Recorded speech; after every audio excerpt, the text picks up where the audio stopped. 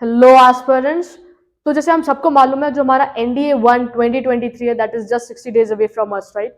तो हमें किस वे में प्रिपरेशन करना चाहिए ताकि यार इस बार का रिटर्न ना तो पक्का क्लियर हो जाए, ठीक है?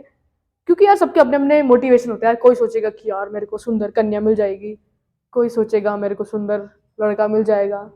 बट इंपॉर्टेंट चीज़ें वो नहीं है। इंपॉर्टेंट चीज़ें तुम्हारा यूनिफॉर्म जब तुम्हें हाथ में मिलेगा ना, वो इमेजिन करना। जो सामने खड़ा बंदा है ना, उसको इमेजिन करो। और नॉर्मल स्कूटी के हेलमेट्स तो सबने अपने हाथ में लिए होंगे। फाइटर जेट का हेलमेट अपने हाथ में लेना और फिर इमेजिन करना कैसा रहेगा तुम्हारा वो, राइट?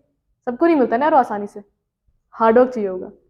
अगर तुमने एक गोल डिसाइड कर ही लिया है, सिर्फ गोल गोल ही नहीं रह जाना चाहिए।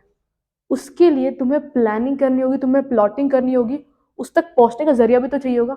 आज हम सिर्फ छोटे से वीडियो में इतना बेस्ट स्ट्रैटेजी डिस्कस करेंगे जो तुम्हें 60 डेज में ना डेफिनेटली एनडीए का रिटर्न 2023 आराम से क्लियर करके देगा। बट तुम्हें कुछ चीज़ें एकदम डेडिकेटली फॉलो करनी होगी, तभी ये चीज़ होगी। फिर चाहे वो 8 से 9 घंटे पढ़ना हो या तुम्हारी नींद को खो देना हो। तो देखो, हमारे पास वी हैव 60 डेज, राइट? हम इसको क्या करेंगे, हम इसको कुछ स्लॉट्स में डिवाइड करेंगे और उसके बाद हम देखेंगे हम प्रिपरेशन कैसे करने वाले हैं। हमारे पास फेब 13 से अप्रैल 13 तक वी हैव 60 डेज, ठीक है? इन एंड अराउंड 60 डेज है, ठीक है? अब 60 डेज को विल डिवाइड इनटू 20 डेज का स्लॉट 1, 20 डेज का स्लॉट 2 और 20 डेज का स्लॉट 3, ठीक है? अब देखो यहाँ पे 20 डेज, सबसे फर्स्ट क्या करना है, जो फर्स्ट स्लॉट है ना, स्लॉट 1, इसके अंदर हम टारगेट करेंगे हमारे मैथमेटिक्स के इंपॉर्टेंट चैप्टर्स को, जो डिफिकल्ट भी है और जो ज्यादा वेटेज भी कैरी कर रहे हैं। क्यों? क्योंकि अगर हमारे पास हमारा जब एक बार डिफिकल्ट चैप्टर का रिवीजन हो जाता है ना, तो हमारी जो टेंशन है ना वो कम हो जाएगी। तो देखो यहाँ पे क्या करना है, स्लॉट 1 में सबसे फर्स्ट चीज is difficult, target difficult plus max weightage chapters, ठीक है? अब इनके प्रिपरेशन कहां से करोगे तुम पाथफाइंडर उठा लो, या तुम्हारे पास जो दिशा की पब्लिकेशन है उसमें तुम्हें 15 ईयर्स के PYQ मिल जाएंगे, उसमें से तुम प्रिपेयर कर लो। बट जब तुम ये चीज कर रहे हो ना, तुम्हें फॉर्मूलेस, प्रीवियस ईयर क्वेश्चंस, जितना एक्स्ट्रा क्वेश्चंस होते हैं ना, सारे तुम्हें लगाने। क्यों? क्योंकि इस टाइम पे तुम्हें सिर्फ रिवीजन करना है, राइट?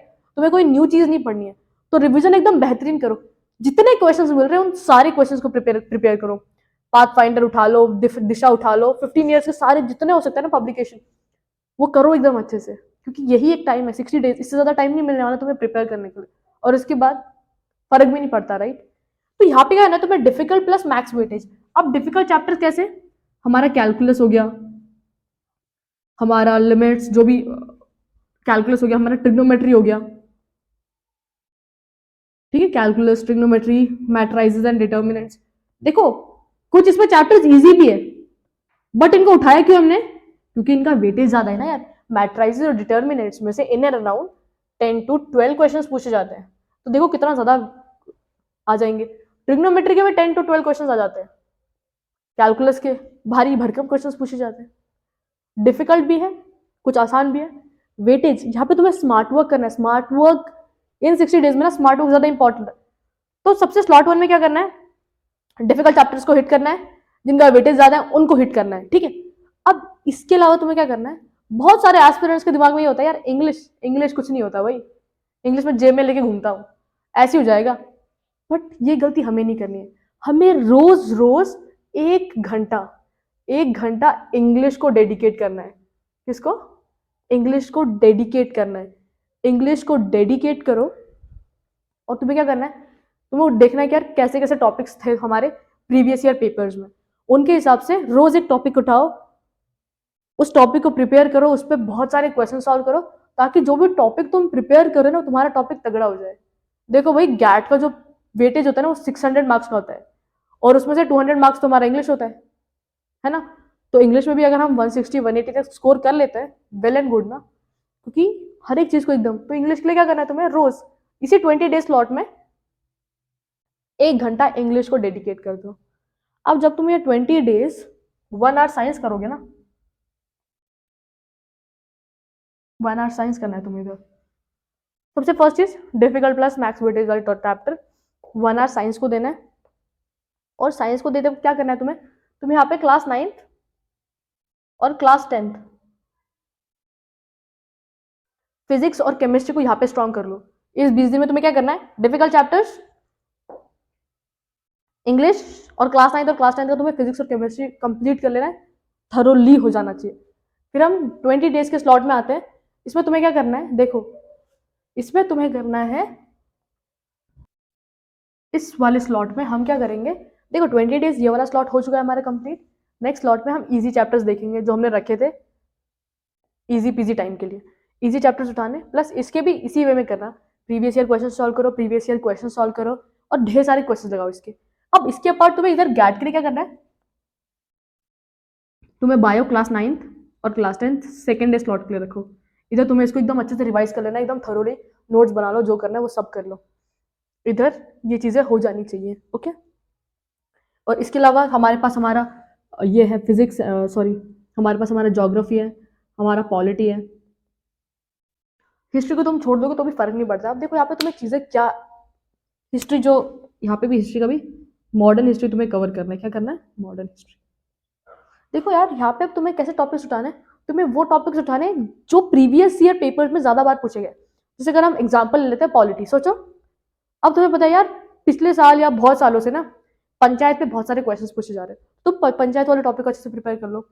वो क्वेश्चंस प्रेसिडेंट के एज लिमिट इस पे कर रहा है, तो प्रेसिडेंट प्राइम मिनिस्टर या वाइस प्रेसिडेंट के बारे में पूछ रहा है, तो वो सारी चीजें तुम्हें अभी स्मार्ट वर्क ज्यादा इंपॉर्टेंट है यहाँ पे, तो उसके हिसाब से प्रिपेयर करना है कि यार कौन से टॉपिक्स में से ज्यादा क्वेश्चन पूछे जा रहे हैं, उन टॉपिक्स को मैं कितने अच्छे से प्रिपेयर कर सकता हूँ और कौन से टॉपिक के आने के चांसेस ज्यादा है, उसके हिसाब से तुम्हें यहाँ पे पूरा अच्छे से प्रिपरेशन करना है। तो 20 डेज का स्लॉट यहाँ पे हम मैथ्स के चैप्टर्स करेंगे, PYQs करेंगे, यहाँ पे भी हम हर रोज डेडिकेट करेंगे अच्छा खासा टाइम हमारे गैट के लिए। इंग्लिश भी करेंगे इसमें। तुम्हें इधर क्या करना है, तुम्हें बायो कंप्लीट करना है पूरा, तुम्हें ज्योग्राफी पॉलिटी